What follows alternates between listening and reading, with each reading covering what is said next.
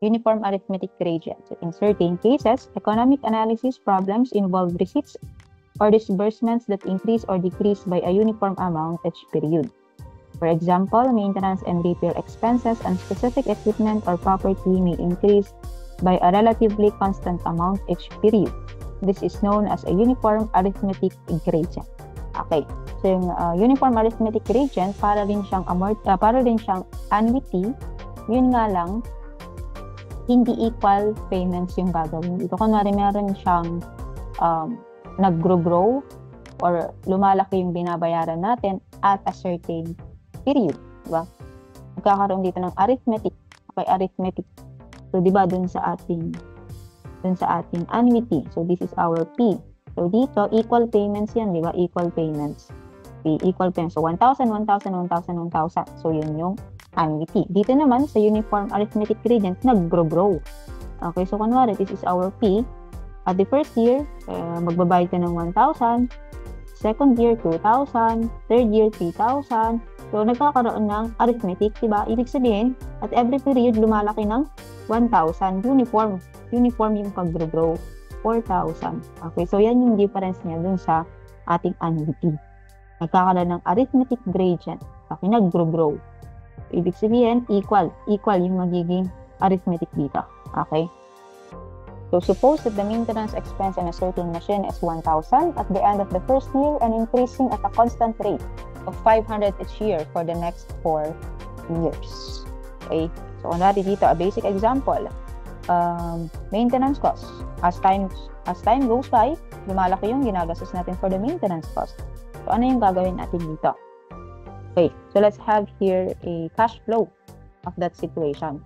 So, according to this one, ang ating maintenance expense daw at the end of the first year is 1,000. Okay, 1,000. So, 1,000. So, 1,000 daw. Okay, at the end of the first period, 1,000. And then, at the second period, nag-increase daw ng 500 in the next 4 years. So, from 1,000, on the second year, naging 1,500.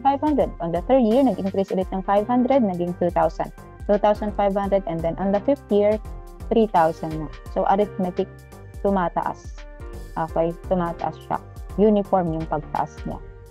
So, every 500 per period. So, kayang-kaya natin yung i-compute through this cash flow diagram. Okay, so ang gagawin lang natin dyan for this one, gagawin natin siya as equal payment. Okay, equal payment. This one, equal payment. So, ibig sabihin, gagawin natin siyang, ano yung equal payment nila? 1,000. So, 1,000, 1,000, 1,000, okay, and so on, 1,000. So, ano to ngayon? This is known as the ordinary annuity, di ba? Ordinary annuity. So, gagamitin mo dito yung formula for the ordinary annuity. Next, plus yung uniform or yung arithmetic. Okay, yung tinatawag natin arithmetic gradient or nagkakaroon ng uniform gradient amount. Okay, so on the first period, of course, 0 na yan, di ba? 0 na yan. At the second period, dito na papasok ngayon yung first gradient amount, which is 1,000 yan. Ay, ito, di ba? 1,000. Ilan yung babayaran? 1,500. So, ilan dito? 500. Okay, next. 2G. So, ibig sabihin, twice the G. So, magiging 1,000. So, paano natin i-check yan? Dito. So, at the third period, 2,000 yung babayaran mo. Kaso, naging equal payments, edi 1,000 na lang. Diba? Next, 2,500 minus 1,000. Naging, at the fourth period, magiging 1,500. Diba? And so on. So, alam na natin yung formula for the ordinary annuity, which is equal to this one, di ba?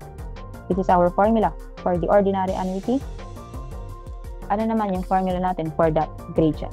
This will be our formula. Okay? This will be the formula. Yan, G, tapos 1 plus I, negative 2, kasi nagde-defer, di ba? Ito yung deferred niya. Titignan mo dyan, ayan. G, ayan, G. Tapos yung dinefer niya, 1 plus I, ilang taon yung na-defer. Kung isa-summarize natin itong formula na to, it is now equal to this formula. Okay, so another formula that you need to memorize. Magkakamukha naman lahat sila. Almost magkakamukha sila. So, kayo na lang bahala kung paano nyo didiskartehan yung pag-memorize ng mga formula na to. Okay, so ito na yung tinatawag natin ngayong formula for the factor. This one is called the gradient to present worth conversion factor, or the present worth of the gradient. Okay, the present worth of the gradient. Therefore, the formula, if meron tayong ganitong uniform arithmetic gradient, is equal to the ordinary annuity, gagawin natin ordinary annuity, plus yung gradient. Okay? So, let's have here an example. Okay. Example number 1. A loan was to be amortized by a group of 4 end-of-year payments forming an ascending arithmetic progression. The initial payment was to be 5,000 and the difference between successive payments was to be 400. But the loan was renegotiated to provide for the payment of equal rather than uniformly varying sums. If the interest rate of the loan was 15%, what was the annual payment? Okay.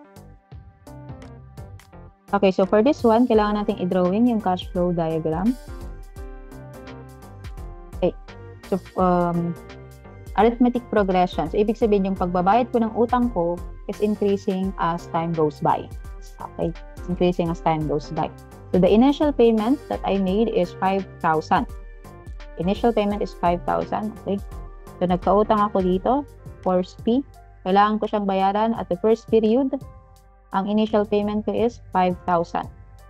And then, on the next period daw, tumataas siya ng 400. Okay, 5,000 and the difference between successive payments was to be 400. So, ang ibig sabihin nito, ang susunod kong bayad is magiging 5,400. Next na bayad, 5,800. And then, ilang taon ba siya magbabayad? But the loan was negotiated to provide 4 end-of-year payments. So, ibig sabihin, 4 na taon ko siya babayaran. So, 1, 2, 3, 4. Okay, so at the end of the period, I need to pay 6,200. Okay, 6,200. Now, ang sinasabi ng problem is I want to negotiate itong pagbabayad ko na to into an equal payment. Okay? Ibig sabihin, imbes na magbayad ako ng 5,000 at the first year, 5,400 in the next year, 5,800 and 6,200, magbabayad daw ako into equal payments. Okay? Equal payments. So, ibig sabihin, this one, i-convert ko into what? Ordinary annuity. Okay? Siguro para hindi na siya mahirapan mag-isip na kung sa taon na ito, magkano yung babayaran ko. Advantage din kasi pag ordinary annuity, no? Equal payments. So, wala ka nang aalalahanin kung magkano yung idadagdag mo on the next payment period. No? Equal payments. So, yung umutang, gusto nyo i-renegotiate na maging ordinary annuity na lang or maging equal lahat ng payment niya at that period. Okay, so i-convert natin itong arithmetic gradient into ordinary annuity. Okay, so anong gagawin natin dyan? We need to compute first kung anong naging principal value of this one.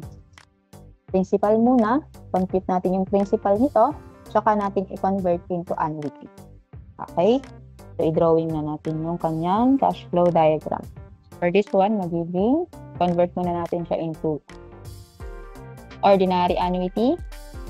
Okay, so, ano yung common sa kanila? 5,000. Okay? 5,000.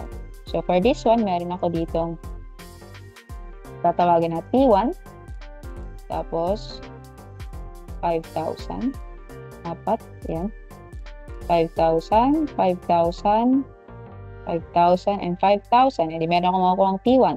Next, i-plus natin yung natin. So, for the gradient, tatawagin natin yung P2. Sige, P2. Para yung P natin mamaya is equal to P1 plus P2. So, for this P2, magkano yung babayaran natin at the first period? Wala na. So, 5,000, 5,000. So, the first period, 0 amount. And the second period, 5,000 minus 5,4. So, magiging 400. And then, on the third period, 800. Tapos, magiging 1,200 at default. Okay? So, sige. P1. Ordinary annuity yan. Gamitin natin yung formula. So, P1 is equal to A 1 plus I. Ordinary annuity to ha. N minus 1 divided by I. 1 plus I raised to N. Okay. So, we have 5,000. 1 plus I. 1 plus 0.12 raised to N. 4 years. Minus 1. Ay, ano yung interest natin? Okay, 15%. 15%. End of year payment. So, once a year. So, 0.12. 1 plus 0.12 raised to 4. Okay. So, this is equal to 1.5. Ay, this is equal to, mali.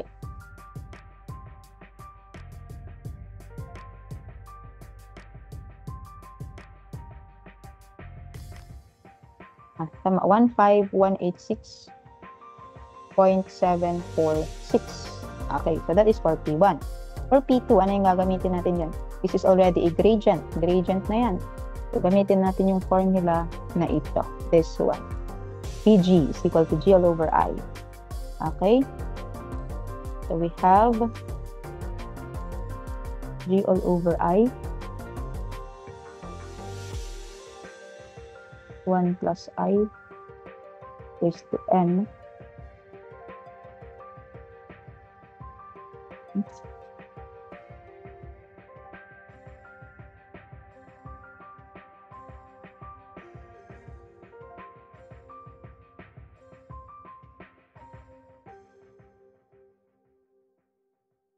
I minus N, tapos meron pang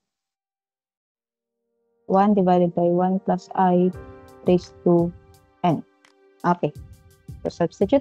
So, ang gradient natin, gradient is yung difference in every period. So, 400. Nag-i-increase siya ng 400 every time. So, 400. I natin is 0.12. Ay. Oh, sorry. 0.15 pala, hindi 0.12. It is 0.15 guys. 0.15. 0.15. Okay, change 0.15.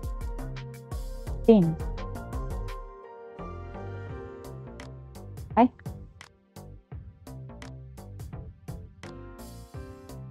Tama. 0.15. So, mali yan. Palitan natin yung 15.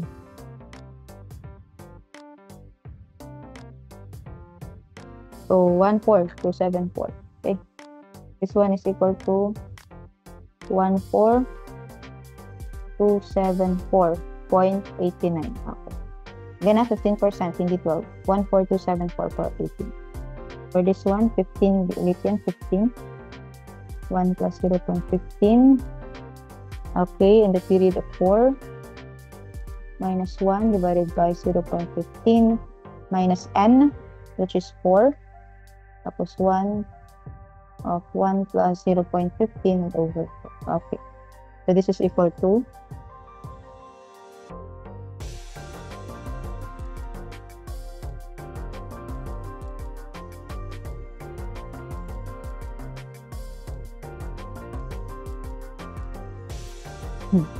So this is equal to 1514.574.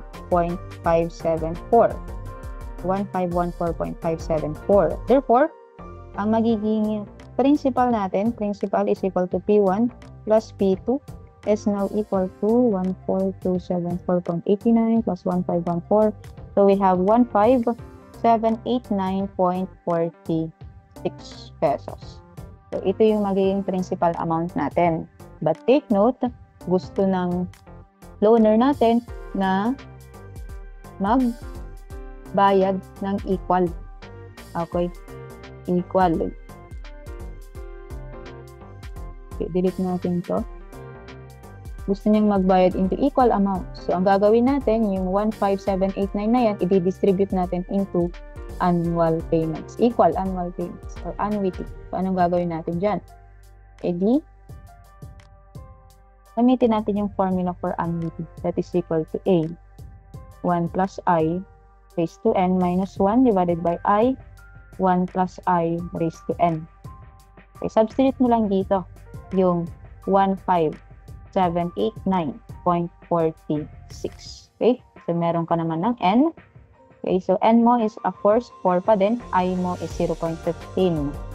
Therefore, okay, substitute nyo na lang. Therefore, A is equal to 5530.503 pesos. So, ibig sabihin, sa loob ng 4 na taon, equal payments yung gagawin ko, that is worth 5530.503. Okay? So, that will be the final answer.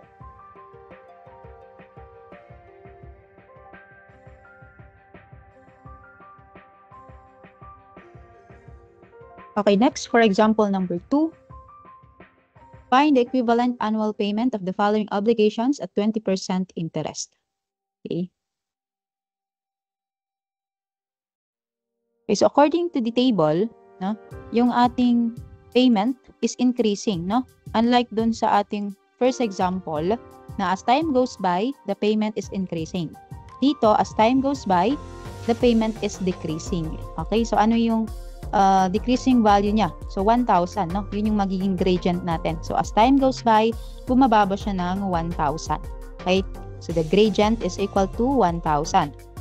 Now, since yung ating payment is in gradient, uniform gradient, or arithmetic gradient, the problem is asking for us to find the equivalent annual payment. Okay? So i-convert daw natin to, di ba? Paano ba to? So we have here P, tapos on the first year, 8,000 yung babayaran. 8,000. On the second year, magiging 7K na lang. 6K and then 5K. Okay.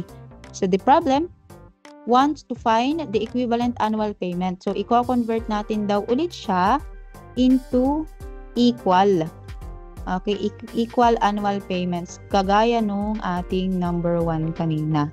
Okay, so dapat equal yung babayaran ko sa year 1, year 2, year 3, and year 4. Okay? Kaso nga lang, yun nga, as time goes by, yung babayaran natin dito is decreasing. Okay, so paano yung magiging solution natin dito? Okay? So for this one, i-convert muna natin to, this one, itong cash flow diagram into, kagaya nung first example, gagawin muna natin siyang annual. Okay, so P, okay, annual. So, tatawagin natin yung P1 kasi ang kukunin natin to is P is equal to P1 plus P2. Yung para sa annuity and then para sa gradient. Okay? Annuity and gradient, or yung kanina yung formula PA plus PG. Okay? So, for this one, ano yung ating magiging annuity dito? So, 8,765. Okay. So, papalit siya ng papaliit. Okay. And take note na yung formula natin for gradient, yung formula natin for gradient, guys, this one, meron ba tayo? Ayun, cash flow natin dito sa gradient, it must start at 0. Okay? It must start at 0. Kasi ito yung basis natin for the formula. So, ito yung magiging cash flow for the gradient. On the first period, dapat 0. Dapat 0. So, pag titingnan natin yung ating problem dito, sa number 2, dapat 0 din yung una. Dito. Yung para dito, sa P2 natin, dapat 0. 0 dito, di ba? 0. Tapos, dito magkakaroon ng value, and then another value, and so on. So, dito, pag 0, anong gagawin natin? 8,000 yan. Eh di, ang ilalagay natin dito is 8,000 also. Okay? 8,000. Para dun sa first period, dun sa gradient, 0. Okay, 0 yung magiging value dito. Diba?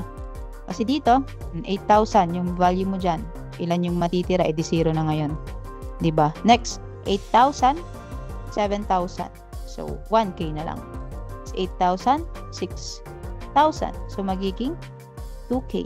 And then, dito magiging 3K. Okay. E di na-achieve na natin ngayon yung cash flow for gradient, which is this one. Papaangat siya, tapos it starts at 0. Para magamit natin tong formula for the gradient. Okay. But take note, guys. Take note. Okay. Paano natin na-derive yung 1K dito? ima-minus natin, di ba? Ini-minus natin kanina, 8,000, 7,000, kaya naging 1,000. So, ang gagawin natin dito, imbis na plus, ang ilalagay natin is minus. Okay? Minus. So, take note of that. Minus. Okay. So, for this one, compute na natin to. This one, anong annuity? A, 1 plus I raised to n minus 1 plus I, 1 plus I raised to n. Okay. So, this is equal to, sige, diretso tayo. And then, we have here G all over I. Minus, sorry, minus. Minus G all over I. 1 plus I raised to n. Minus 1 divided by I. Ay, meron pa.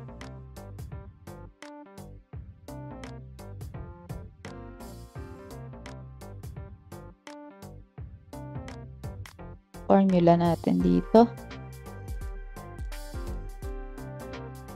Okay, minus n. Tapos, we have 1 plus, or 1? Ano? 1 divided by 1 plus I raised to n. Okay? So, substitute na natin. Annuity dito is 8,000. Ano yung I? 20%. So, I plus 0.2 raised to n. So, we have 4 minus 1 divided by 0.2. 1 plus 0.2 raised to 4. Okay, next. Minus. Ano yung G natin? It is the gradient. So, we have 1,000 divided by 0.2. 1 plus 0.2 raised to 4 minus 1 divided by 0.2 minus 4. Tapos, 1 divided by 1 plus 0.2 raised to 4. So, P. Okay. So, P is equal to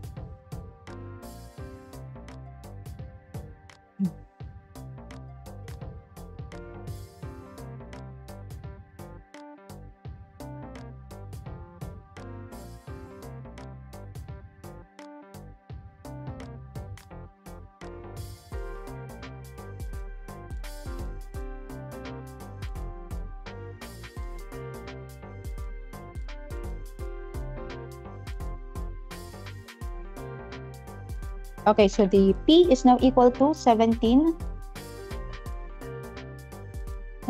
PHP of 17,411.265. Okay, so yan yung magiging principal cost natin. But take note, the problem is asking for the equivalent annual payment. Okay, so since ito na yung P natin, yan yung P, anong gagawin natin? I-convert lang natin siya into equal payment. Gagawin natin siyang ganito. So, apply natin yung formula for ordinary annuity. So, that is equal to PA 1 plus I raised to n minus 1 divided by I 1 plus I raised to n. Okay, so substitute na natin. So, we have 17,411.265 is equal to A.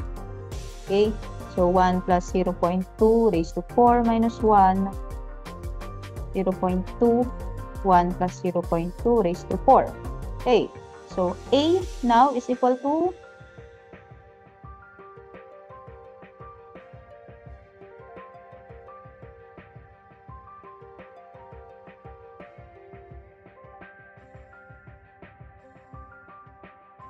A is equal to 6725.78. Wala nang space. Sige, lagay ko na dito. So A is equal to 6725.78 pesos. Okay, so I need to pay 6725.78 instead of 8,765 yearly. Okay, so 6725 na lang. Okay, para iisang value na lang yung iisipin ko every time na magbabayad ako. So that is 6725.78.